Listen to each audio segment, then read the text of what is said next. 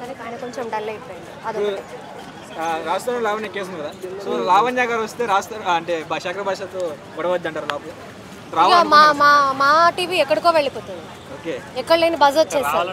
రావాలనుకుంటారు అయితే? నేనే రావాలని వాళ్ళు కొట్టుకుంటే నాకేంటి, నేను అలా ఏం అనుకోవట్లేదు. ఒకవేళ వస్తే చెప్తున్నా ఎక్కడికో వెళ్ళిపోద్ది అని. ఇందాకే చెప్పాను కదండి. ఓకే, ఇది టాప్ 5 నబిల్, నిఖిల్, విష్ణుప్రియ,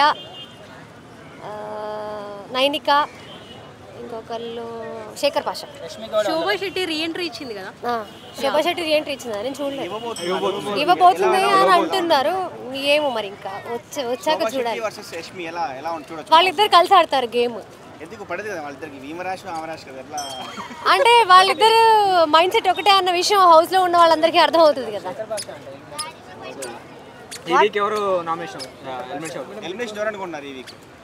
ఈ వీక్ నేను పృథ్వీ వెళ్ళిపోవాలని అనుకుంటున్నాను. ఇప్పుడే వీళ్ళు అంటున్నారు శేఖర్ భాషా అని. అవును, కానీ ఆయన వెళ్ళిపోవడం ఏంటి?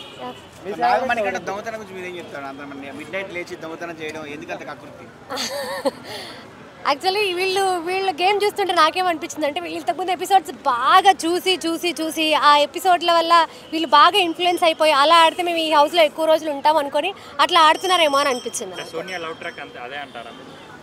ఖచ్చితంగా ఈ సోనియా ఏదైతే లవ్ ట్రాక్ నడుపుతుందో అసలు ఆమెకి అమ్మాయిలతో ఎవరితో ఆమెకి ర్యాపోలేదు, అబ్బాయిలతోనే ఎక్కువ ర్యాపో ఉంది. ఎవరు? పృథ్వీ అండ్ నిఖిల్, వీళ్ళిద్దరితోనే ఎక్కువ ర్యాపో మెయింటైన్ చేస్తున్నారు. ఎందుకో నాకు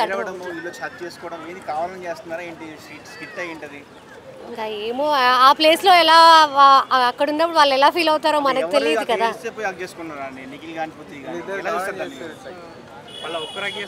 నో కమెంట్స్, నేను దాని గురించి ఏం